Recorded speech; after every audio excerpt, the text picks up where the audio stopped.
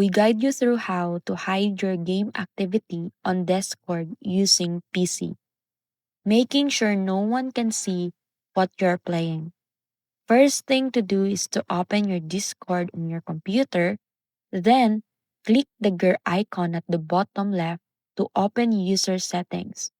Scroll down the left sidebar until you reach activity settings, then click activity privacy.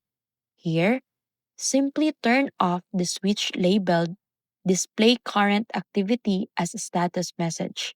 This instantly hides your now playing status from everyone. For extra privacy, go to Connections in the left menu and turn off Display on Profile and Display Activity Status for any connected gaming platforms like Xbox, PlayStation, or Stream. After these switches are off, your game activity is completely hidden on Discord when you're using your PC.